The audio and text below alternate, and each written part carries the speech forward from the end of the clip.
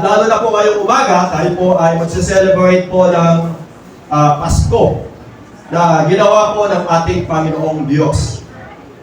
At sa buhay nga po natin, napakahalaga na patuloy natin maintindihan, maunawaan kung bakit po may Pasko.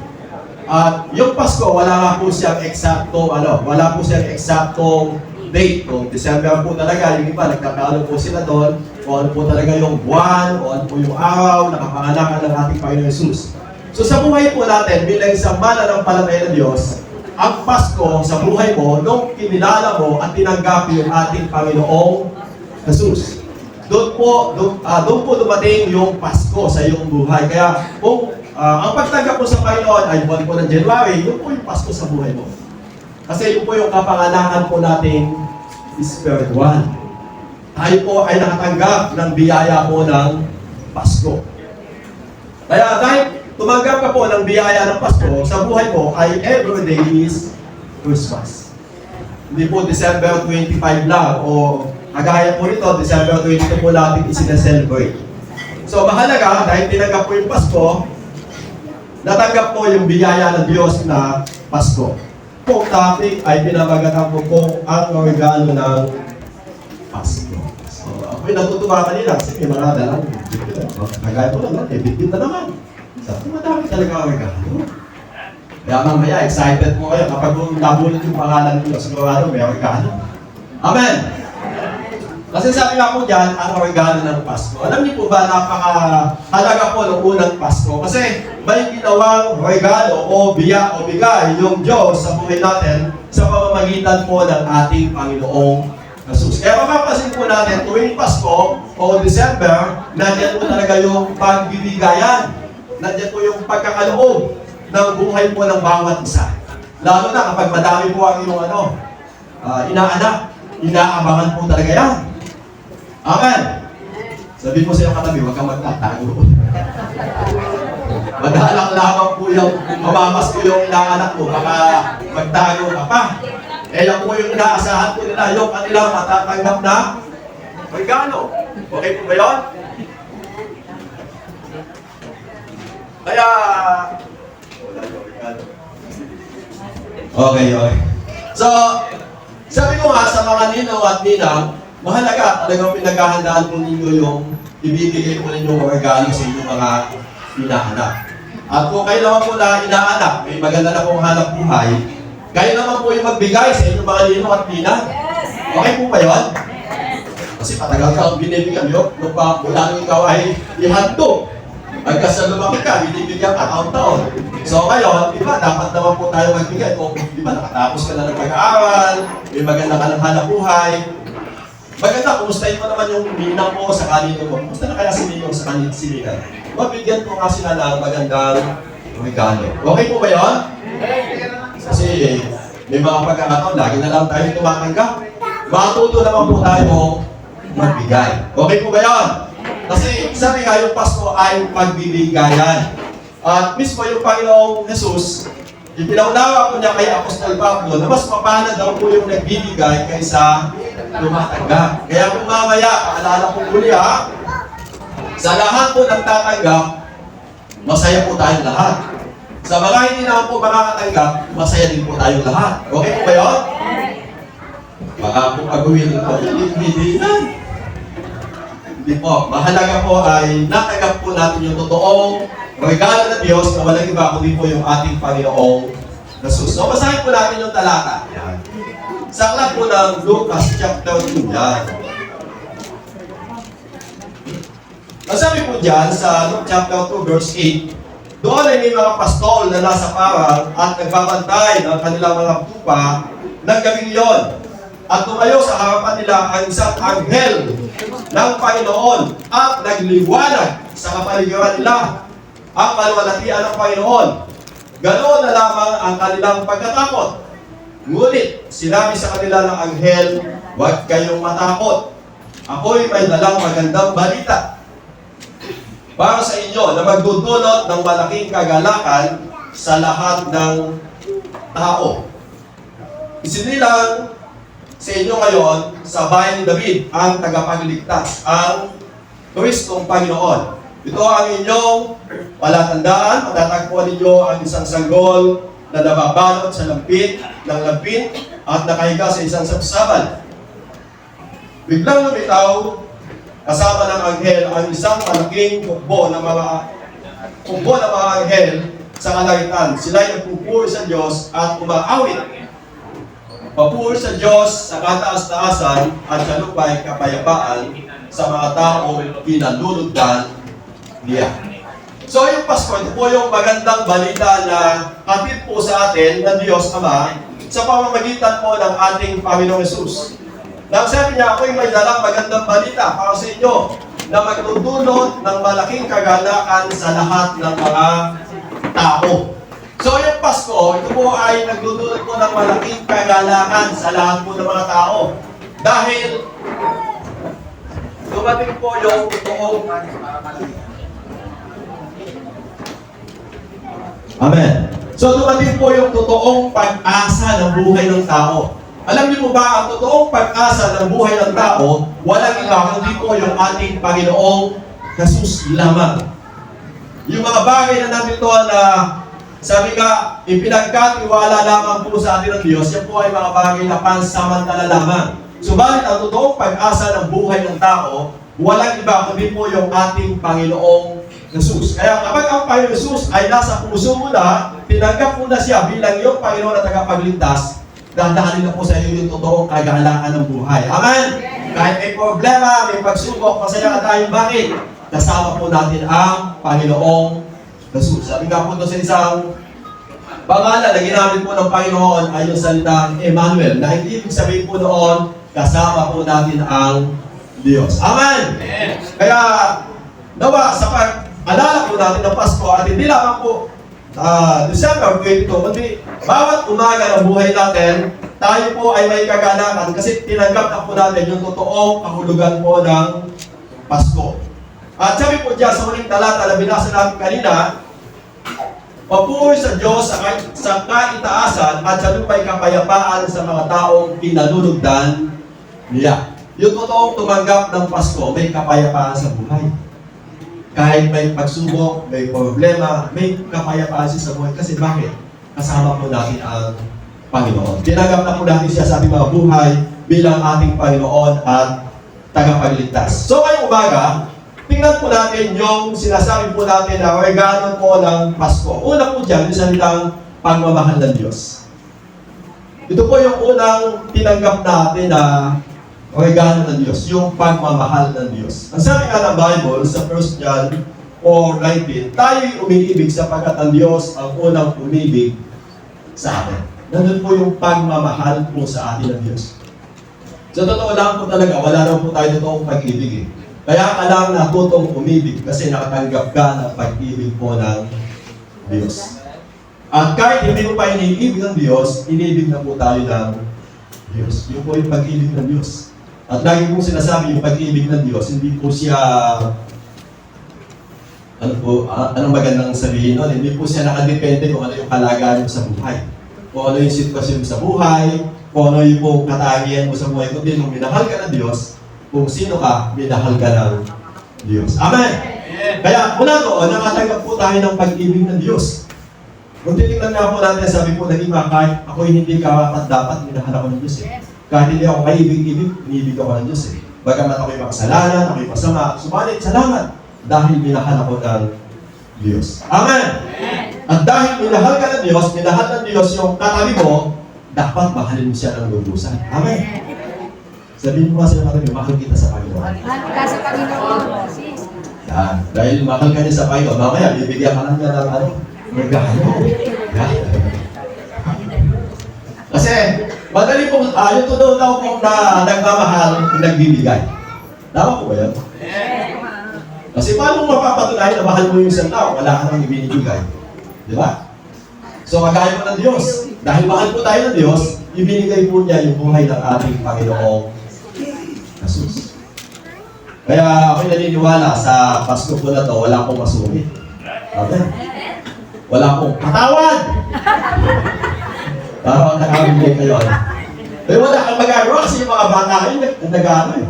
Nagsasamantala. Sabi po nila, Pasko ngayon. Samantalahin natin na manapat tayo. Kaya makita mo, kahit tatlo lang, dalawa lang. Nanalo pa. Di ba? Yung mga tagap lang sila ng 10 piso, 20 pesos, tuwan-tuwa na sila. Tapos sasabihin mo, patawad. Huwag naman. Amen. Kasi sabi nga po natin, ang Pasko ay pagmamahalan. Dahil nagmamahal ka, bahagi po na tayo ay magbibigay. Amen. Kahit yung boses po nila, hindi po pampasko. Wala kang magagawa eh. Na-enjoy po nila yung diwa po ng Pasko, kaya po ginagawa po nila yon. At sabi ko yung unang diwa po ng Pasko, o regalo po ng Pasko, yung salitang pagmamahal. Pagmamahal at pagmamahal ng Diyos. At yung pagmamahal po na yun, wala po siyang limitasyon. Wala po siyang limitasyon. Wala po siyang, sabi nga po natin, wala po siyang itinatangi. Di ba, lagi po namin binabanggit yung John 3:16, gayon na lamang yung pagmamahal ng Diyos sa sanglibutan. Mahal ng Diyos yung lahat ng tao, hindi po siya nagtatangi. Hindi po kagaya po ng tao, kung minsan, namimili kung mataas, mabuti, maganda, mayaman. Ano po yung ng tao eh? Kawawa naman yung mga maitim. Panta. Kaya sabi ko, gusto ko yung ulat ng buhok, kung kulot. Hindi na naman. Diba? Yung tao po kasi gano'n, yung Diyos hindi.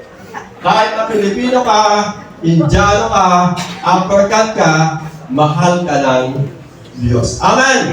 Kaya sa buhay po natin, i-apply po natin doon, huwag po tayo magtatangi po ng tao na mamahalin. Kasi yun po yung utos ng Diyos. Mahalin po natin yung ating mga kapwa. Ano po yung totoong pagmamahal? Kahit sino po siya, nung isang nga po, may nani po sa amin, di ba? Taga Sambales po yun eh, mga ita. O sabi ko, taga Nungawit ka. Taga Porang daw. O ba't ka mo nakapunta kayo dito? Namamas ko kami, sabi niya. Di ba niyo? Napakapalat mo, mamamas ko sa iyo yung ita. Tapos sasabihin mo, patawad. Huwag naman, di ba? Pagkakataon lamang po yun eh. At naniniwala po tayo, sabi ng Bible, ang tumutulong sa dukha ay nagpapautang sa Panginoon. Amen! Kasi yung dukha na yan, hindi niya kaya po magbigay uli sa iyo. At ang magbabalik po noon sa iyo, walang iba kundi po yung Panginoon. Amen po ba doon?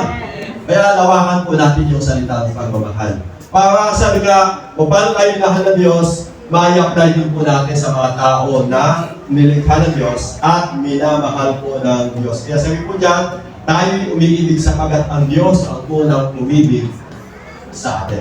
Magpasalamat po tayo, inibig tayo ng Diyos. Amen. Halimbawa, tingnan mo yung sarili mo. Kung di ka minahal ng Diyos, nasaan ka kaya kayo? Saan kaya papunta yung buhay mo? Ano kaya yung sitwasyon ng buhay mo?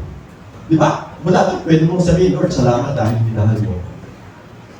Di ba? Dati, hindi naman ito yung gusto natin, di ba? Subalit, sa pagmamahal ng Diyos, nandito po tayo. Nakikinig tayo sa salita ng Diyos, sumasamba tayo sa Diyos, nagkapasalamat tayo sa Diyos. Subalit nung una, tumatawa ka na, tinatawanan mo yung nagpa-Bible study, tinatawanan mo yung mga umaahawit sa Diyos. Dahil hindi mo noon naiintindihan yung pag-ibig ng Diyos. Pero dahil nakatanggap ka ng pag-ibig ng Diyos, naunawaan po natin yung kalooban po ng Diyos. Kaya napakapalad po natin. Kasi una, nakatanggap na po tayo ng pagmamahal ng Diyos. Pangalawa, yung salitang pagliligtas. Sabi po dyan sa Luke chapter 2 verse 11, na binasa natin kanina, sabi na dito, isinilang sa inyo ngayon, sa bahay ni David, ang tagapagligtas, ang Kristong Panginoon. Alam niyo po ba na walang ibang tagapagligtas ng buhay ng tao, maliban po sa ating Panginoong Jesus. At napakapalad po natin. Bakit? Kasi nakasumpong tayo ng kaligtasan. At tayo po ay tumanggap ng kaligtasan. Noong una, na tayo po ay di mananampalataya ng Diyos, dahil di pa po tayo nakakapakinig na salita ng Diyos at hindi natin naunawaan po yung salita ng Diyos, kagaya din po tayo ng kapitan ng bilangguan. Na hindi natin alam. Kahit na tayo po ay tapos ng pag-aaral, subalit hindi natin alam. Subalit, salamat sa Diyos ngayon, nalaman po natin yung totoong daan ng kaligtasan. Sabi po sa aklat po ng Gawa, chapter 16, verse 30, sabi po dyan, sila ay ilabas niya at sinabi, mga Ginoo, ano po ang dapat kong gawin upang ako ay maligtas? Ito po ay isang taong may katungkulan ng kanyang kapanahunan. Kapitan po siya. Subalit sa kanyang kalagayan bilang isang tao, hindi po niya alam yung daan po ng kaligtasan. Kaya sabi po sa uling talata, sumagot naman sila, sumampalataya ka sa Panginoong Jesus at maliligtas ka, ikaw at ang iyong sambahayan. Alam niyo po, ang daan ng kaligtasan ay iyong pananampalataya lamang sa ating Panginoong Jesus. Amen! Dati, balikan po natin yung buhay natin. Kanino po tayo nananalangin? Kanino po tayo tumatawag? Diba? Sabi nga po na isang kwento. Balikan ko lang po yung kwento kasi matagal naman po ito eh. Palagay ko po nakakalimutan na po ninyo. May isa daw pong mag-asawa na ikakasal doon sa simbahan. Doon po sa Candaba po ito, Candaba. Eh, itong tao na to, dahil sa kamamangan po niya ng kaalaman tungkol sa salita ng Diyos, tinanong po siya nung magkakasal. Ang sabi po nung magkakasal, sabi niya, ilan ba ang Diyos? Sabi po nung magkakasal, doon sa dalawang magkakasal.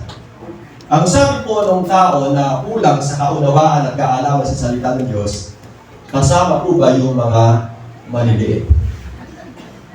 Siyempre, sa simbahan, di ba yung pinamulatan, bibilangin po niya yung mga nakatayong. Kasama po ba yung maliliit? Kasi may malalaki, di ba? May maliliit.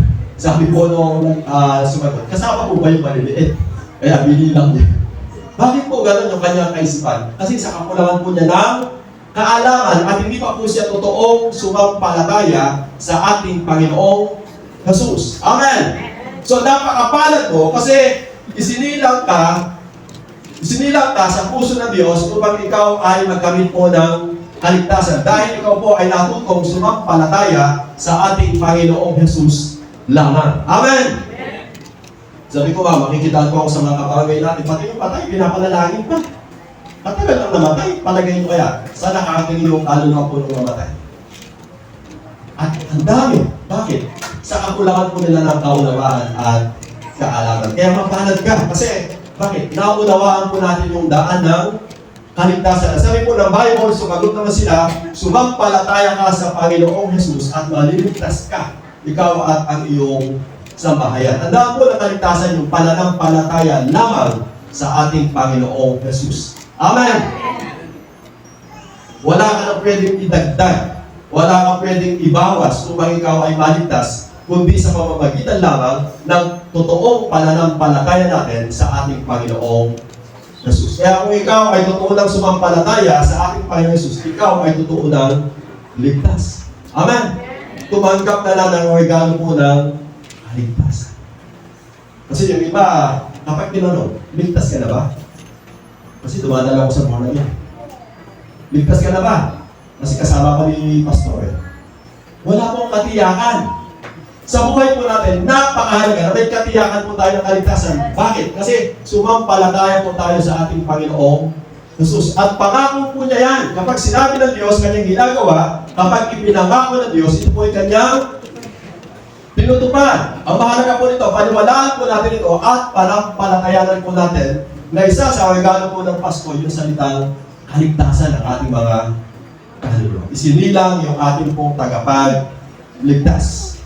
Pangatlo, yung pagpapatawad. Madaming mga tao na nagigilty sa buhay nila at sa totoo naman po talaga, wala namang tao hindi nagkakamali.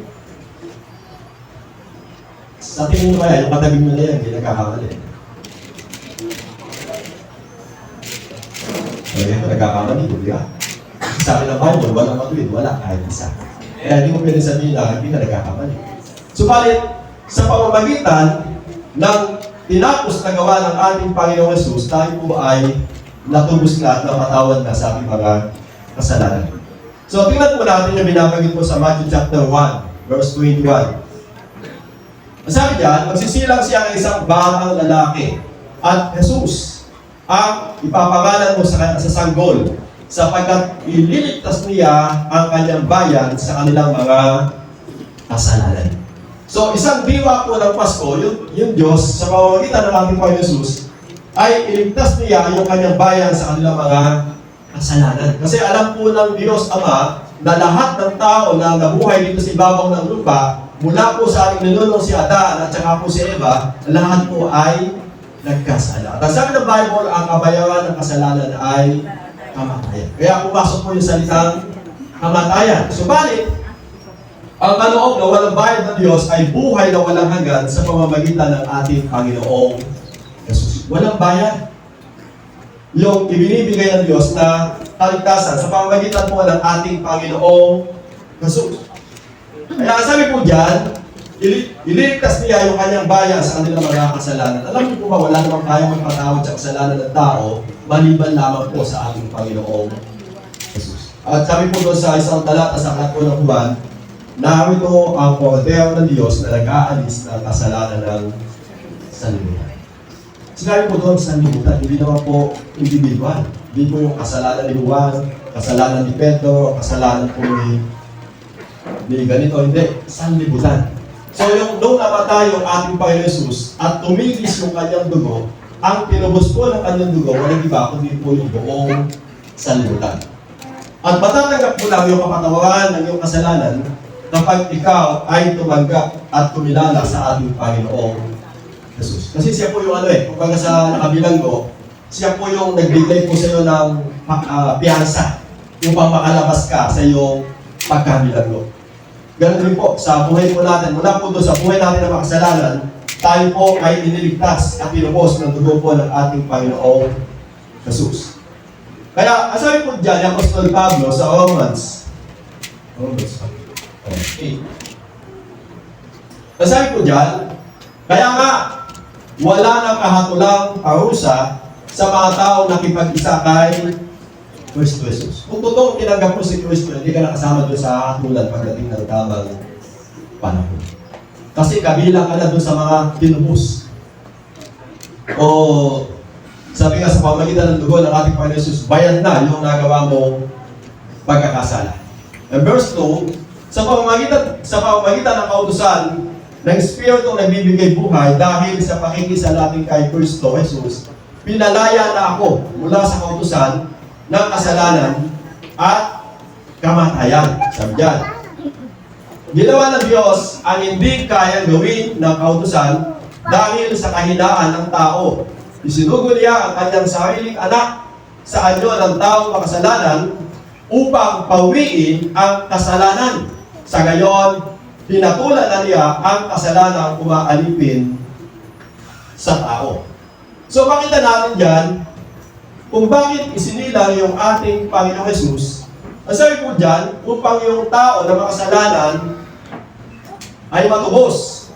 At mula po doon, hindi na po siya mahatulan sa kanyang nagawang kasalanan. Kasi, kumbaga sa pinalaya ka na po ng Diyos mula po doon sa kasalanan. At mula doon, kahit ikaw po ay itinuhoy po na anak ng Diyos. So, sa point po natin, pasilin na lang natin para madali natin naintindihan. Yung po bang mga anak ninyo, kapag nagkasala, naalis po ba yung pagiging anak ninyo? Hindi naman, di ba? Anong ginagawa nyo kapag yung anak ninyo lumapit sa inyo? Pinatatawan natin, di ba? Binibigyan natin ng pagkakataon. Bagamat yung tao, kapag nagbigay ng pagkakataon, nililitas yun, di ba? O, may atlo na ka. Pang-apat. Hindi na pwede. So, yung Diyos hindi. Nasabi ng Bible, ilang beses po ba tayo pinatatawan ng Diyos? Isa po doon, walang hanggang pagkakatawan. Bagamat sabi nga ng Bible, wag naman po natin itong ano ba yan na salita? Samantalahin. Kung bang gano'n. Dahil pinatatawad ka ng Diyos, okay lang sa'yo na, good magkasala ka, good dapat naman po may pagbabago. Amen. Kung dati kayo nagagawa mo kasalanan, 5. Dapat sa susunod, habang tumatanda ka sa bawasan naman. Kung dati 5, ngayon, 3 na lang. So susunod, 2 na lang.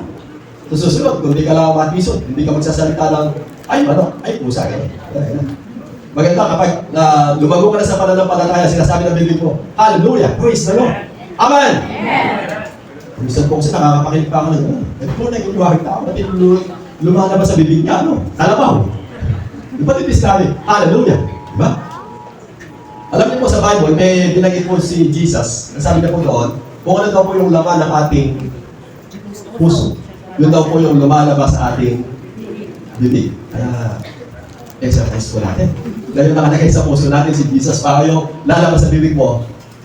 Hallelujah! Praise the Lord! Amen! Kasi tayo po ay tumanggap na po at tayo po ay nakipag-isa na sa ating Panginoong Jesus.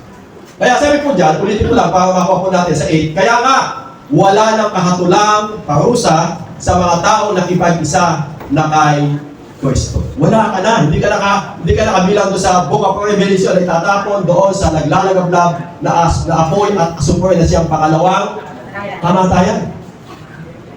Hindi ka nakabilang doon. Magtotoo ka lang nakipag-isa kay Kristo. Kasi tinanggap mo na yung salitang pagpapatawad ng Diyos sa buhay po ng bawat isa po sa atin. Ang pinakamalungkot kasi sa buhay ng tao, hindi po niya nakilala yung Panginoon Jesus sa kanyang buhay. Hindi niya tinanggap bilang kanyang Panginoon na tagapagligtas. Kaya hindi po niya nakamtan yung salitang pagmamahal ng Diyos, hindi po niya nakamtan yung pagliligtas ng Diyos, hindi po niya naranasan yung pagpapatawad po ng Diyos.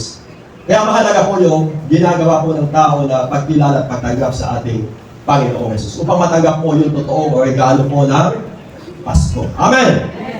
Okay, pahuli. Gusto tayo. Pagpapanumbalik. Alam niyo po ba tayong lahat ay naging tupang ligaw? Ang sabi ng Bible, sa Book of Isaiah, tayo po lahat ay katulad ng mga tupang ligaw. Na naligaw po talaga ng landas. Subalit salamat po sa Diyos, tayo po ay natagpuan at tayo po ay muling inakay upang may balik po tayo sa kanlungan po ng Diyos. Basahin po natin yung aklat po ng Efeso. Sa Efeso chapter 2 verse 1,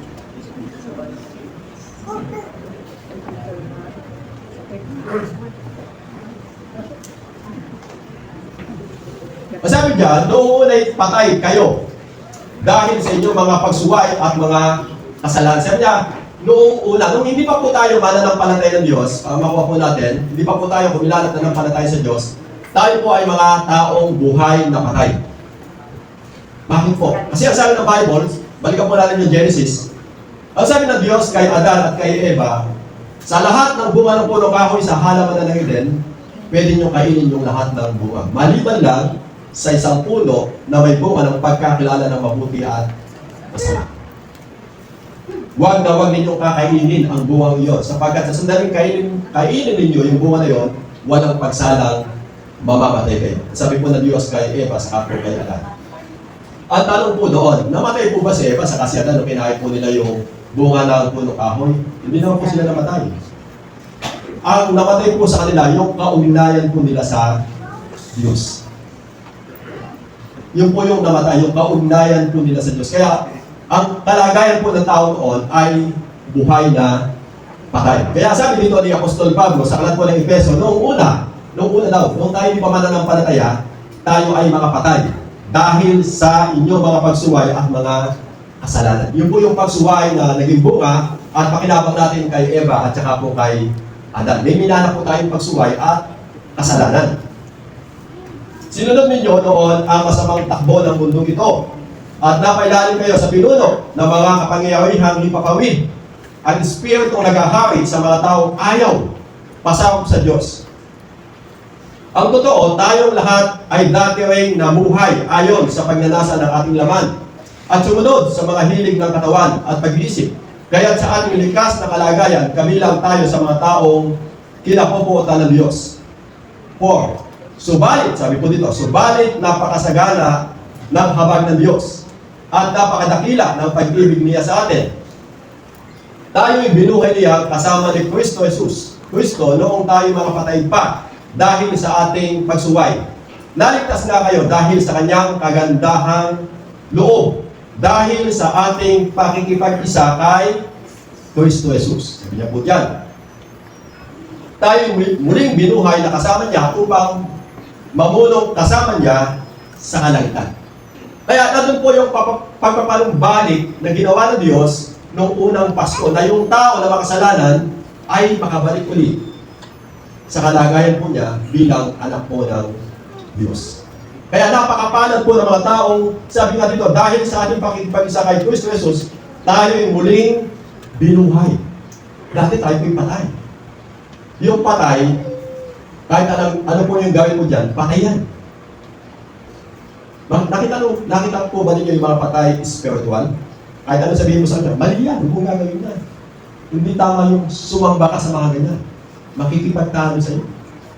Kasi patay po sila.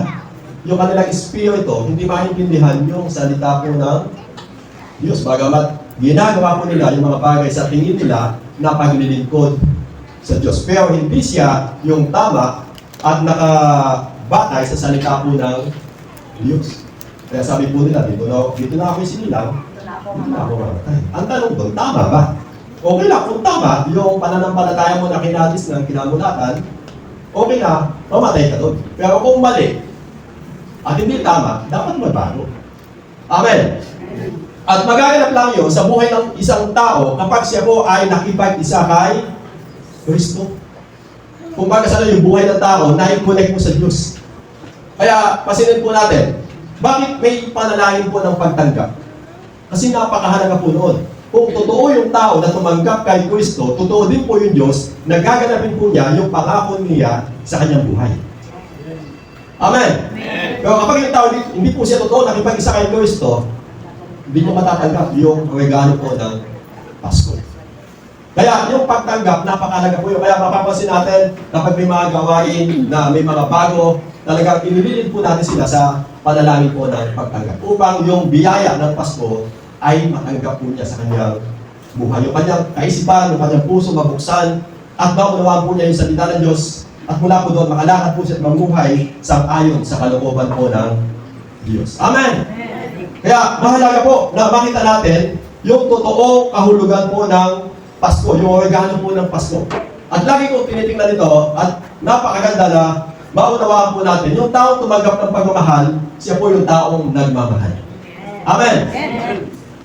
Kasi wala kang pwedeng ibigay sa tao kung wala kang tinanggap. Kaya ka lang nakapagbibigay ng pagmamahal sa iyong kapwa kasi tumanggap ka ng pagmamahal. Pero kapag hindi ka tumanggap ng pagmamahal, wala kang pwedeng ibigay na pagmamahal. Lagyan mo sa Panginoon, nanakit, galing, puot. Nandun ka pa rin. Kasi wala po yung totoong pagmamahal. Hindi ka po tumanggap ng totoong pagmamahal ng Diyos. Kaya mahalaga po yan na makita natin. Yung tao totoong tumanggap ng pagmamahal, siya po yung taong nagmamahal na sa Diyos at sa kanyang kapwa. Pangalawa, sabi ko dito yung pagliligtas. Yung totoong ligtas, may puso po siya na siya po ay makapagligtas din po ng kaluluwa. May puso po siya magligtas. Kasi tumanggap po siya ng kaligtasan. Amen!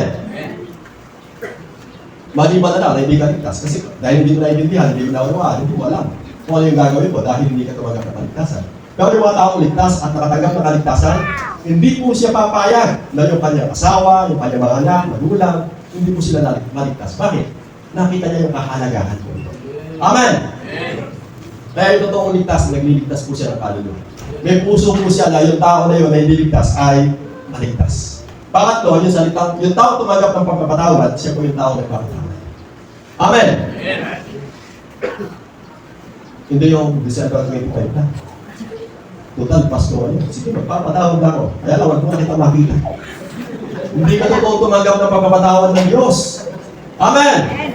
Yung totoong tumanggap ng pagpapatawad ng Diyos, ang sabi ng Bible, kay Peter, sabi niya, Panginoon, baka ilang beses po ba ako magpapatawad? Ang sabi ng Bible, sabi po ni Peter kay Jesus, makapitong beses po ba? Ang sabi ng Panginoon, makapitong beses. Walang hanggang pagpapatawad. Kaya kung nagkakamali po yung kasama niyo sa bahay, patawarin po natin. Amen. Patawarin po natin. Intindihin po natin, lalo na kung senior citizen na. Ito po senior citizen sabi po kasi noong una, ng mga magulang, kahirap ka magpalaki ka ng anak. Sabi po ng magulang, nagkabalik ka din pa naman. Malaki na yung anak, tumanda yung magulang. Sabi naman po ng anak, napakahirap pala ikaw mag-alaga yung magulang.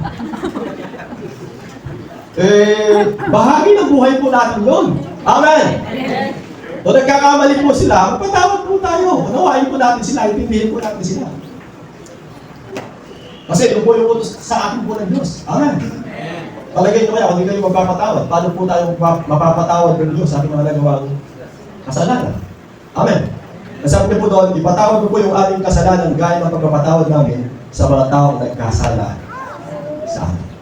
So, mahalaga po na makita natin, yaman tumanggap po tayo ng pagpapatawad ng Diyos. Sabi nga, hindi lamang po December 25 yung ating pagpapatawad. Every day ng buhay natin.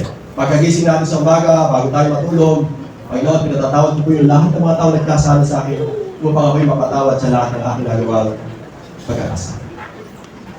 Wala naman po kasing tao di nagkakamali. Amen. Pagka hindi ka na nagkakamali, nandun ka na sa langit.